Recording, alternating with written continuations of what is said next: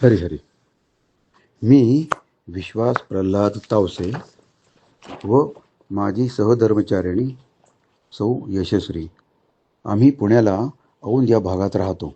2017 ते 2018 या काळात आमची पैदल परिक्रमा सुरू झाली. त्या परिक्रमेला सुमारे 170 दिवस लागले होते. या 170 दिवसांच्या परिक्रमेच्या काळामध्ये आणि परिक्रमेहून आल्यानंतरच्या काळामध्ये सुद्धा जे काही चिंतन झालं, कारण परिक्रमा जरी समजा शारीरिकरित्या संपली तरी मानसिकरित्या ती एक उपासना आहे, ती एक तपश्चर्या आहे, त्यामुळे ते चालू होतंच. जसं माझ्याकडून परिक्रमेनंतर नेहमीच शुभ्र कपडे वापरले गेले, तसंच ते चिंतन चालूच असायचं. तर त्या चिंतनाचा काही भाग आता मी आपल्यासमोर मांडतोय. हरी नर्मदे हर नर्मदा गायत्री. ओम रुद्रदेहायै विद्महे मेकलकन्यकायै धीमहि तन्नो रेवा प्रचोदयात्.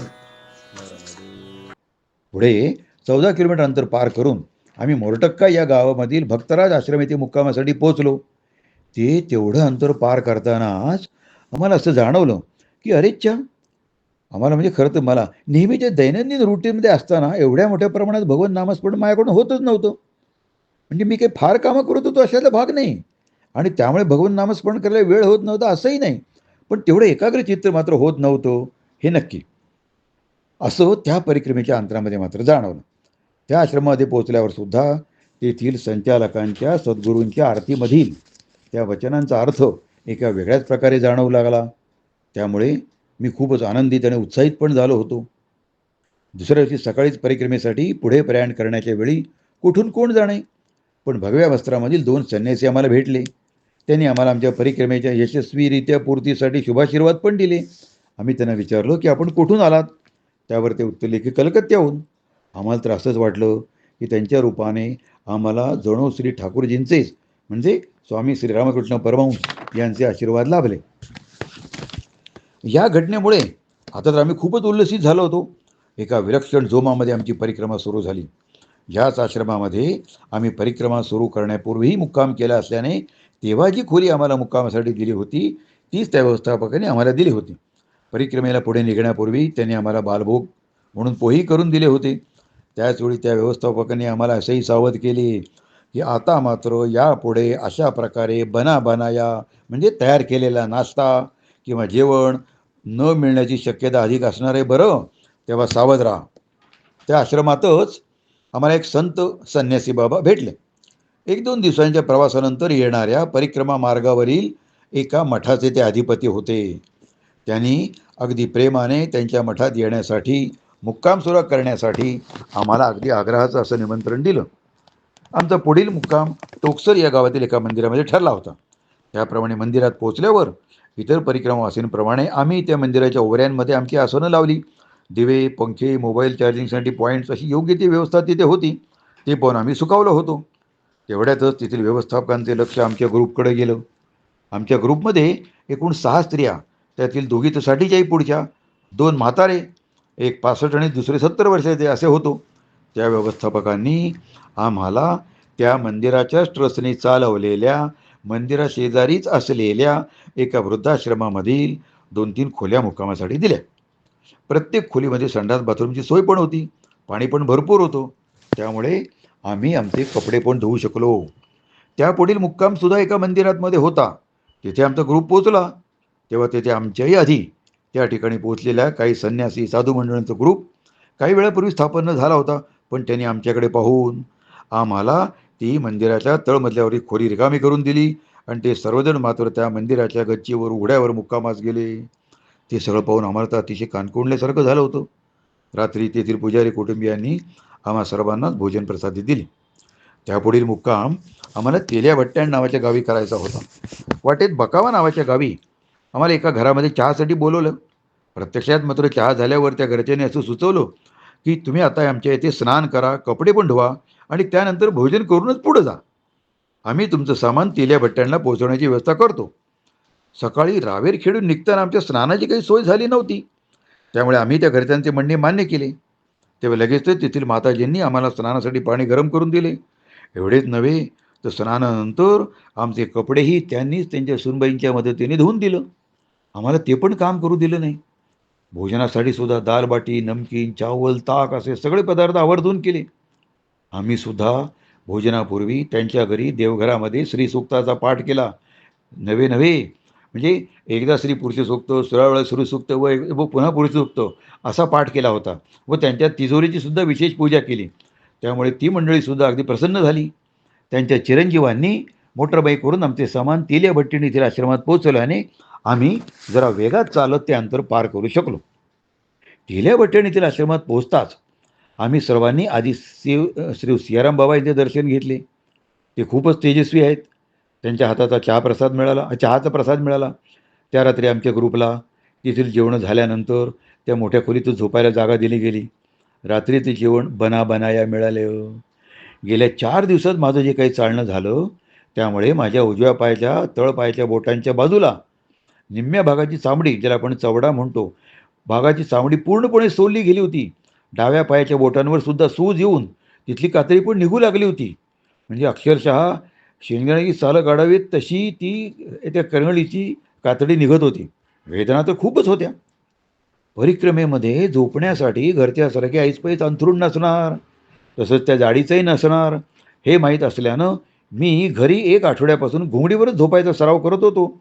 पण आजूबाजूला 15-20 मंडळी झोपलेली असताना आणि त्यातील 4-5 जण आपल्या तालासुरात, तेही वेगवेगळ्या वेळी घोरत असताना माझी झोप एकाही रात्री अगदी 2 ताससुद्धा झालेली नव्हती. सकाळी उठल्यानंतर टॉयलेट, बाथरूम वगैरे काही सोयी घरच्यासारखी असणं शक्य नाही, माहीत होतं. त्यामुळे कोणत्या का मार्गाने होईना, पण कामे कशी तरी निभावून न्यावी लागत होती. शब्द, स्पर्श, रूप, रस आणि गंध या सर्वच बाबतीत रोजच्यापेक्षा अगदी भिन्न असे अनुभव एकाच वेळेला येत राहिले होते. मी विचार करू लागलो होतो, की काय आणि कशासाठी चाललंय? हे असे अनुभव मला, म्हणजे या शरीराला का बरे घ्यावे लागतायत? मिळणारे अन्नपदार्थ वेगळं, अन्नपदार्थ वेगळे, त्यांची क्वांटिटी वेगळी, क्वालिटीसुद्धा वेगळी, ते केव्हा मिळतात त्याचे टायमिंग पण वेगळं, रोज भेटणारी माणसंही वेगळी. अशा या टोटली सगळ्या वातावरणात, वेगळ्या वातावरणात खरं तर मी जरा भांबवूनच गेलो होतो. बऱ्यापैकी अस्वस्थही झालो होतो.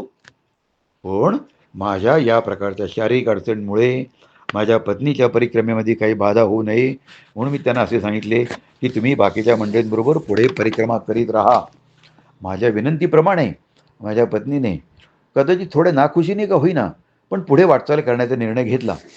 नंतर मी तिथल्या महान असे संत श्री सियाराम बाबा यांच्या रूममध्ये, खरं तर मंदिरातच म्हणा ना, बसून पुढील 2-3 दिवसांच्या काळामध्ये श्रीमद भगवद्गीता व श्री विष्णू सहस्रनाम यांचे पाठ करीत राहिलो. मी काही पाठांची संख्या मोजली नाही, पण खूप पाठ झाले एवढे मात्र नक्की. सुरुवातीला मी त्यांना विचारायचो, की बाबाजी, मी श्रीमद भगवद्गीतेचा पाठ करू का? त्यावेळेला त्यांनी, कारण आपण त्यांच्या जागी बसलो होतो, त्यामुळे त्यांची अनुमती घेणं आवश्यक होतं. ते माझ्याकडे बघून हसले. एक विशिष्ट प्रकारे त्यांनी उजव्या बाजूला मान कलवली. मला लक्षात आलं, की आपल्याला अनुमती आहे. मी खुश झालो आणि पुढे श्रीमद भगवद्गीतेचं पाठ करीत राहिलो. पुढे दुपारी भोजनानंतर, विश्रांतीनंतर मी पुन्हा एकदा महाराजांना विचारलं, की आता मी श्री विष्णू सहस्त्रनामामध्ये पाठ करू का? पुन्हा तसंच. ते मंदसे हसले. त्यांनी उजव्या बाजूला मान कलवली आणि मी खुश झालो. मला त्यांची अनुमती मिळाली. नंतर मला कळलं, की या सगळ्या गोष्टी म्हणजे श्री सियाराम बाबांनी माझ्यावर केलेला नजरेने केलेल्या शक्तिपाताचा प्रयोग होता. कारण त्यानंतर त्या श्री विष्णू सहस्त्रनाम आणि श्रीमद भगवद्गीता यांच्या पाठाचं आकलन, म्हणजे क्वांटिटी आणि क्वालिटी पठणाची वाढलीच, पण आकलनसुद्धा खूप वेगळ्या प्रकारे होऊ शकलं. ही माझ्यावर खरोखर त्यांची कृपा होती. ते सगळे पाठ झाल्यावर त्याचा नेहमीसारखा होणारा सुपरिणाम म्हणजे माझ्या चित्ताला थोडी शांतता मिळाली. चित्त स्थिर झाले आणि अचानक माझ्या डोक्यात लख्खन प्रकाश पडला, की आपल्याला हा हॉल्ट का मिळाला असेल? आपल्याला ज्या काही शारीरिक आणि थोड्याशा मानसिक पण म्हणा ना, गैरसोयी सहन करायला लागल्या, त्याच्यामागं काहीतरी विशिष्ट असं कारण तर नसेल? आणि मग हळूहळू एक-एक गोष्टी उलगडत गेल्या. मला असं समजलं, की गेल्या 50 वर्षांमध्ये आध्यात्मिक वाङ्मयासंबंधी जे काही ग्रंथ माझ्याकडून वाचन झाले, जे काही लेख किंवा लेखमाला वाचून झाल्या, जी काही लेक्चर्स, प्रवचनं अशी काही ऐकली गेली, काही वेळा मी पण इतरांशी बोललो त्या विषयांवर. पण हे सगळं जरी केलं किंवा झालं, तरी त्यात कुठेतरी काहीतरी अपूर्णता असणार असं मला वाटू लागलं. आणि ती अपूर्णता भरून काढण्यासाठी तर मला ही संधी दिली असणार, असं खात्रीने वाटू लागले. मग मात्र मी जास्त सखोलपणे विचार करू लागलो, की अरेच्छा! आतापर्यंत जे काही ऐकलं किंवा जे काही वाचलं, त्यातील अंमलात म्हणजे आचरणात आणण्याच्या बाबतीत मी बराच मागं पडलोय की. असंच दिसतंय, की जेवढं वाचन झालं, तेवढं सगळं काही अंमलात आणलं गेलं नाहीये. आता हे ठीक आहे, की त्यातील काही भाग बऱ्याच वेळेला आणि काही भाग थोड्याच वेळा अशा प्रकारे अंमलात आणला गेला आहे. पण खूप मोठा भाग, खूप मोठ्या प्रमाणात आचरणात आणण्यासाठीच ही श्री नर्मदा परिक्रमा हा अनुभव आपल्या वाट्याला आला असणार. म्हणजे मला तरी ही परिक्रमा आता एक प्रयोगशाळा वाटू लागली. परिक्रमेचा काळ हा एखाद्या प्रयोगशाळेसारखाच असतो. हे नक्की. प्रयोगशाळेत काय असतं, की तिथे आपण पुस्तकामध्ये वाचलेला प्रयोग तर करू शकतो. कशामुळे?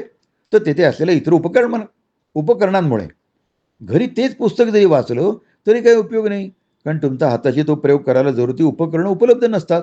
आता हेच जर माझ्या रोजच्या जीवनासाठी घ्यायचं बघितलं, तर आपण असं बघू, की या परिक्रमेचा उद्देश हा जर माझ्या आध्यात्मिक उन्नतीसाठी असेल, तर त्यातला पहिला मुद्दा असा ठरतो, की जे मानवी जीवनाचं अंतिम आणि सर्वश्रेष्ठ असं ध्येय आहे, की या मानवी जन्मातच ज्ञान मिळवून, भक्ती करून मी ते परब्रह्मच आहे, अहम ब्रह्मास्मी, निव्वळ एवढाचा दिसणाराचा शरीराचा आकार म्हणजे मी नव्हे, याची जाणीव होणे व त्या प्रकारच्या अज्ञानातून मुक्त होणे, या अनुभवाच्या कुठेतरी जवळ जाण्यासाठी या परिक्रमेची योजना असायला असणार, असं मला हळूहळू वाटू लागलं.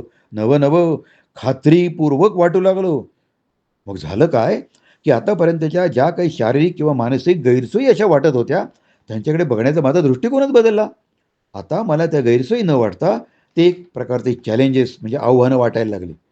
चॅलेंजेस अशा अर्थाने, की या सगळ्या गोष्टींमुळे म्हणजे मला झोपायला पुरेशा जाडीचं अंथरूण नाही, ऐसपैस जागा नाही, सकाळी उठल्यानंतर ठराविक काळानंतर ब्रेकफास्ट नाही, त्यानंतर सणासाठी गरम पाणी नाही. हे जणू काही जे काही रुटीन होतं, त्यामुळे नकळत का होईना, पण मी म्हणजे हे शरीर आहे हीच भावना अगदी सतत, सतत आणि सतत वाढीला लागली होती. नव्हे, नव्हे, नेहमीच वाढीला लागत असते. ती वाढ मात्र आता खुंटण्यास सुरुवात झाली, हे नक्की. म्हणजे झालं काय, की मला याची खात्री पटू लागली, की आत्तापर्यंत जे काही वाचन झालं, अर्थातच आध्यात्मिक गोष्टीबद्दल आपण बोलतोय, धार्मिक ग्रंथांचं वाचन झालं वगैरे, वगैरे. त्या सगळ्याबद्दल मला असं वाटायला लागलं, की जणू काही एका पोहण्याच्या तलावाच्या काठावर उभं राहून मी एक भलं मोठं जाड-जूड मी जवळ-जवळ 500 पानी पुस्तक वाचतोय, की ज्याचं नाव आहे पोहावे कसे. अहो, असं बघा, की अशा प्रकारे, अशा स्थितीत या विषयावरील कितीही पुस्तकं वाचली, तर त्याचा काही उपयोग नाही. कारण पोहावे कसे हे शिकण्यासाठी पाण्यात तर उतरायला पाहिजे ना. तर ते असं पाण्यात उतरणं म्हणजे ही श्री नर्मदा परिक्रमा आहे, याची जेव्हा जाण झाली, त्यावेळेला या परिक्रमेकडे बघण्याची एक खूप वेगळी दृष्टी निर्माण झाली. तसंच परिक्रमेच्या पावित्र्याबद्दलची सुद्धा खूप मोठ्या प्रमाणात खात्री पण निर्माण झाली. झालं काय, की मानसिक तयारी झाली, की हे करायलाच हवे. This is a must. This is a part of development process for me. पण पुन्हा हे थिअरॉटिकलच ना. पण माझ्या शरीराला आजपर्यंत लागलेल्या सवयी म्हणजे काही एखादा डबा नाही, की झाकण लावलं आणि तो बंद झाला. त्या सवयी अशा अचानक कशा बंद होतील?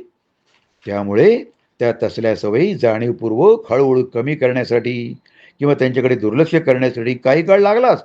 नव्हे नव्हे तो लागतोच, लागणारच, त्यात काही शंका नाही. पण जितक्या लवकर या गोष्टी आपल्याला जमतील, तितकं बरं असं वाटत राहिलं. त्यामुळे झालं काय, की त्या गैरसोयींकडे कमीत कमी अशा नजरेने माझ्याकडून नक्की पाहिलं गेलं, की त्यांचा उच्चार, पुनरुच्चार माझ्या मुखावाटे होत नव्हता किंवा खरं सांगतो, की बऱ्याच वेळी त्या गैरसोयी स्मरणातही राहत नव्हत्या. उदाहरणार्थ 3 दिवसापूर्वी आपल्याला झोपायला काय सोय होती किंवा काय खायला मिळाले होते, ते आवडीचं होतं की नव्हतं, ते सोयीचं होतं की नव्हतं, ह्या गोष्टीसुद्धा आठवेनाशा होत गेल्या.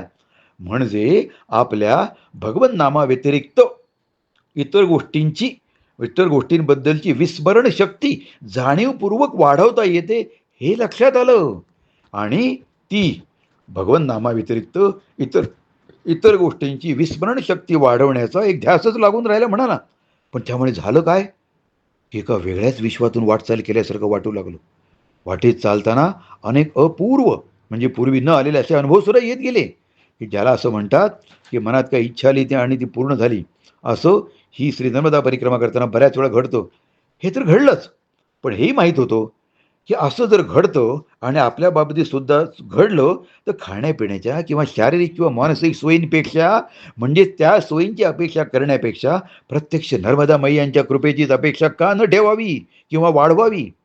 तसंच आपण आजपर्यंत शिकलेल्या सर्व भागाची म्हणजे स्तोत्र असतील, मंत्र असतील यांचा पुन्हा एकदा ह्या वेगळ्या वातावरणामध्ये चिंतनाचा अभ्यास करावा, की जेणेकरून त्या सगळ्याचा नक्कीच काही वेगळा अर्थ उलगडू लागेल असं वाटू लागलं. आणि त्या उत्साहाच्या भरात खरोखरीच असं लक्षात आलं, की बऱ्याच गोष्टींची उकल होत आहे. नर्मदे हर.